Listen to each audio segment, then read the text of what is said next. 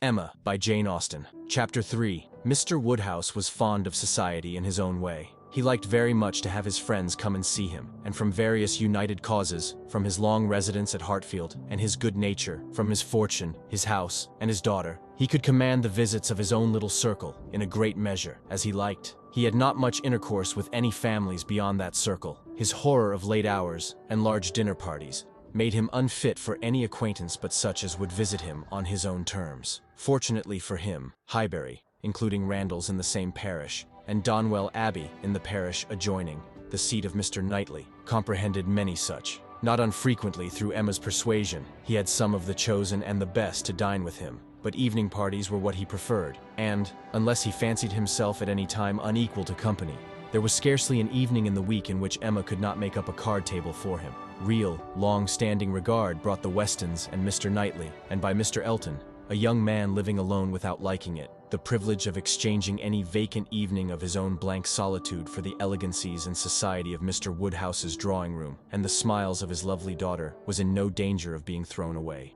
After these came a second set, among the most come-at-able of whom were Mrs. and Miss Bates and Mrs. Goddard, three ladies almost always at the service of an invitation from Hartfield, and who were fetched and carried home so often that Mr. Woodhouse thought it no hardship for either James or the horses. Had it taken place only once a year, it would have been a grievance. Mrs. Bates, the widow of a former vicar of Highbury, was a very old lady, almost past everything but tea and quadrille. She lived with her single daughter in a very small way, and was considered with all the regard and respect which a harmless old lady, under such untoward circumstances, can excite. Her daughter enjoyed a most uncommon degree of popularity for a woman neither young, handsome, rich, nor married. Miss Bates stood in the very worst predicament in the world for having much of the public favor, and she had no intellectual superiority to make atonement to herself, or frighten those who might hate her into outward respect. She had never boasted either beauty or cleverness. Her youth had passed without distinction,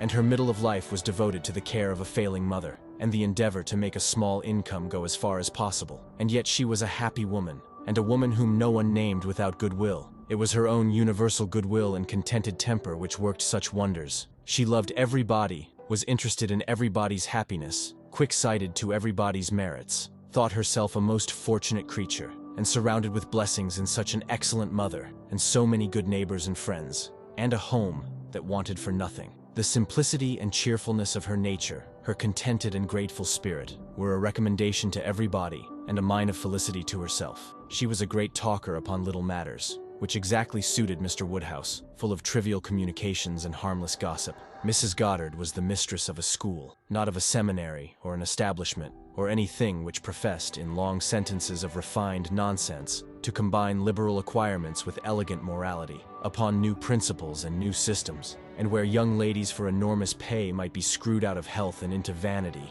but a real, honest, old-fashioned boarding school, where a reasonable quantity of accomplishments were sold at a reasonable price, and where girls might be sent to be out of the way and scramble themselves into a little education without any danger of coming back prodigies. Mrs. Goddard's school was in high repute, and very deservedly, for Highbury was reckoned a particularly healthy spot. She had an ample house and garden, gave the children plenty of wholesome food, let them run about a great deal in the summer, and in winter dressed their chilblains with her own hands. It was no wonder that a train of 20 young couple now walked after her to church. She was a plain, motherly kind of woman, who had worked hard in her youth, and now thought herself entitled to the occasional holiday of a tea visit, and having formerly owed much to Mr. Woodhouse's kindness, felt his particular claim on her to leave her neat parlor, hung round with fancy work, whenever she could, and win, or lose, a few sixpences by his fireside. These were the ladies whom Emma found herself very frequently able to collect, and happy was she, for her father's sake, in the power, though, as far as she was herself concerned, it was no remedy for the absence of Mrs. Weston. She was delighted to see her father look comfortable,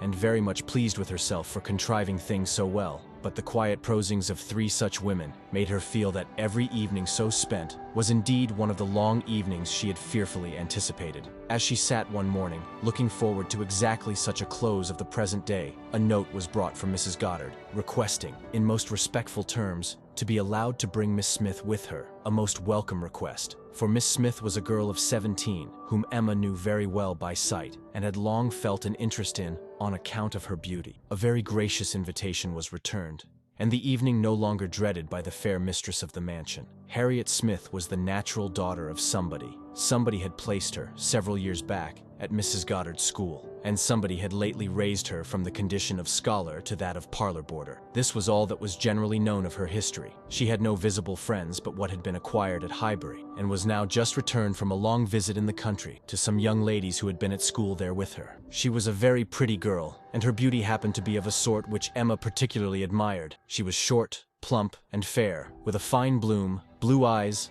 light hair, regular features, and a look of great sweetness. And, before the end of the evening, Emma was as much pleased with her manners as her person, and quite determined to continue the acquaintance. She was not struck by anything remarkably clever in Miss Smith's conversation, but she found her altogether very engaging, not inconveniently shy, not unwilling to talk, and yet so far from pushing, showing so proper and becoming a deference, seeming so pleasantly grateful for being admitted to Hartfield, and so artlessly impressed by the appearance of everything in so superior a style to what she had been used to, that she must have good sense and deserve encouragement. Encouragement should be given. Those soft blue eyes and all those natural graces should not be wasted on the inferior society of Highbury and its connections. The acquaintance she had already formed were unworthy of her. The friends from whom she had just parted, though very good sort of people, must be doing her harm. They were a family of the name of Martin, whom Emma well knew by character, as renting a large farm of Mr. Knightley, and residing in the parish of Donwell, very creditably, she believed. She knew Mr. Knightley thought highly of them, but they must be coarse and unpolished, and very unfit to be the intimates of a girl who wanted only a little more knowledge and elegance to be quite perfect. She would notice her, she would improve her, she would detach her from her bad acquaintance, and introduce her into good society. She would form her opinions and her manners.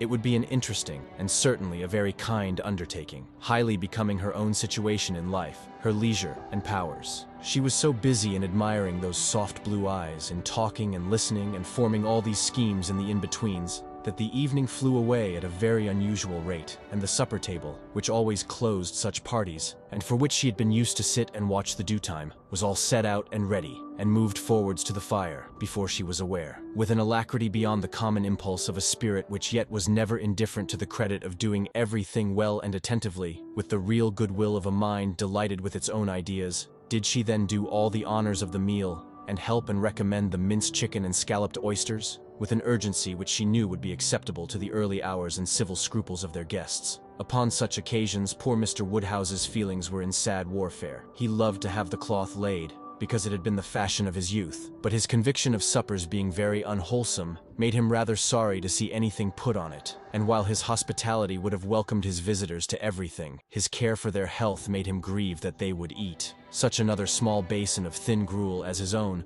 was all that he could, with thorough self-approbation, recommend, though he might constrain himself, while the ladies were comfortably clearing the nicer things, to say, "Mrs. Bates, let me propose your venturing on one of these eggs. An egg boiled very soft is not unwholesome. Searle understands boiling an egg better than anybody. I would not recommend an egg boiled by anybody else. But you need not be afraid. They are very small, you see. One of our small eggs will not hurt you. Miss Bates, let Emma help you to a little bit of tart, a very little bit. Ours are all apple tarts. You need not be afraid of unwholesome preserves here. I do not advise the custard. Mrs. Goddard, what say you to half a glass of wine? A small half glass, put into a tumbler of water. I do not think it could disagree with you." Emma allowed her father to talk, but supplied her visitors in a much more satisfactory style, and on the present evening had particular pleasure in sending them away happy. The happiness of Miss Smith was quite equal to her intentions. Miss Woodhouse was so great a personage in Highbury that the prospect of the introduction had given as much panic as pleasure, but the humble, grateful little girl went off with highly gratified feelings,